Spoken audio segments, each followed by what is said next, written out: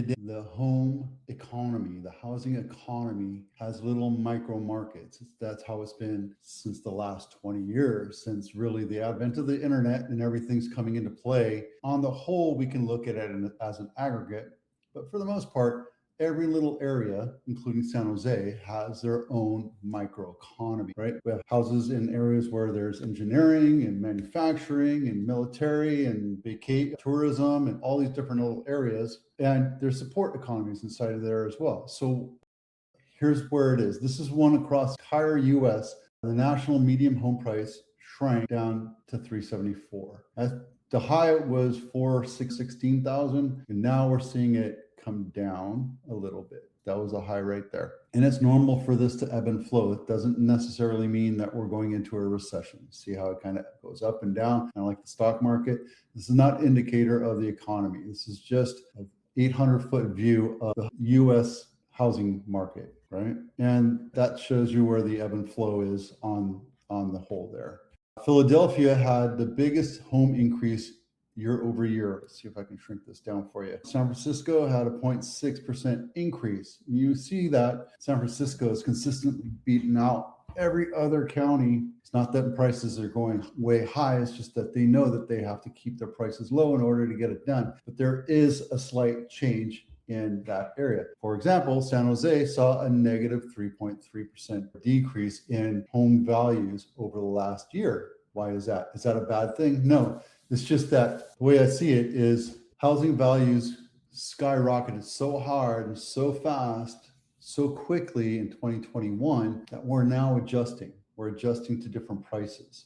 And if you look at San Jose compared to other cities surrounding it, the 16 other cities that surround San Jose and Santa Clara County, you'll see a better value in those cities, just the way it is. Plus, we also implemented something called Measure E a few years ago, which means that any house that is worth now $2.2 million gets an extra tax when it goes to sell, because we voted that in. I think that really hurt us on value over time compared to other cities within the county, right?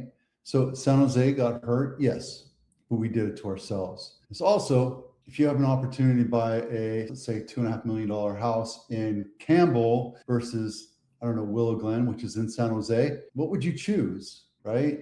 You know, you choose higher prices, higher taxes, or do you want to live and work in a place that's a little more peaceful and better run? As far as the city is concerned, you know, it's a smaller jurisdiction, better run, more efficient. Same thing with Cupertino. I'd much rather live in Cupertino, mostly because the housing values there higher, more percentage than San Jose does every year. And you don't have all these extra added costs when it goes to selling the house. And it's a much better run and efficiently run, does that sound right?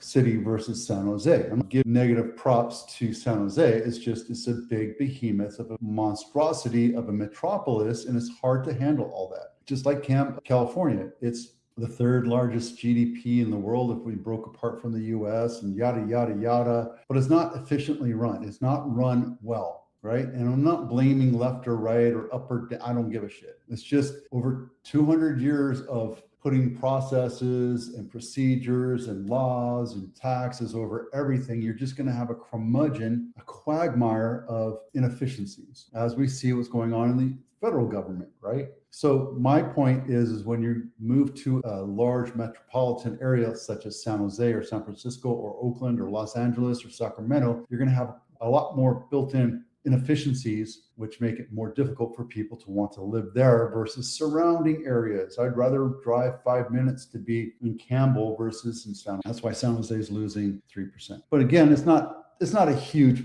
mark down. It just is what it is. So also economists, realtor.com, and people all across the US are seeing that our housing market is going to spring of necessity because people are tired of moving, regardless if the interest rates go down or not. I think people need to move, and we've been pent up for the last 3 years. And I think we're just going to springboard this thing out, and we're going to see a huge increase in new listings and a huge increase of new buyers come into the market. Starting March, April, May, that's going to be our selling season. So if you're not ready to sell yet, start today. That can show you specifically what your targeted performance is going to be in marketing. What are we going to do for your marketing? How do I translate that? How do I communicate that for you so you understand it? Well, I work with homes.com and they show you specifically where everything is going into it. So when we talk about list price versus sales price, and this is true to nature, I looked at a couple houses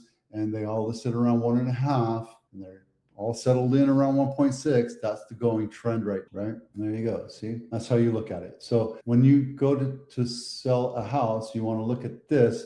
What is your marketing plan? I can give you a definitive of that. If you want to get, probate and estate sales is very important, especially when you have older parents. It's important that you understand that there's scams out there and people are willing to take your, and anyway, probate and estate sales is very important that we take care of our elders and your older parents and make sure that they land correctly in a place that's appropriate for them, whether it's active adult or memory care or what have you, a retirement community. And it's understanding that we have to work through this entire process, have them bite on it and check into it. So it's not just, oh, just put your house up on sale. I need to give you options so we can communicate options so that your parent can bite on that and understand it and make their decision, because it's still their lives. Going back to this thing about the market coming back, economists keep talking about how this year is going to be a great year. I think what we're going to see is it just bounce right back out of this abnormal market, back into a normal market. I don't think we're going to go crazy firestorm like we saw in 2021. But I think what we're going to see is a settling back into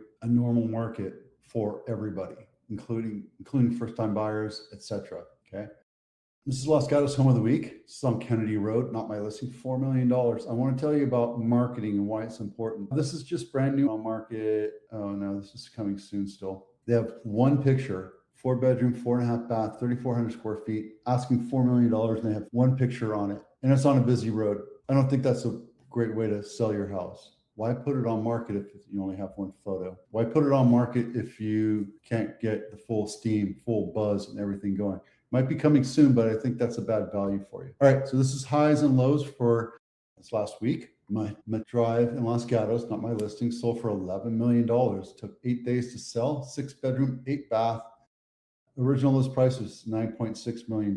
8 days, guys. Don't be a market maker, attract the market, right? That's all I'm going to tell you. Don't be a market maker, attract the market. Unless your house is a castle, attract the market, right? There's nothing great or valuable about this house. It's just that it's a good house and it's a large house and it's valued at $10 million. And I think they buzzed it up and got the auction going.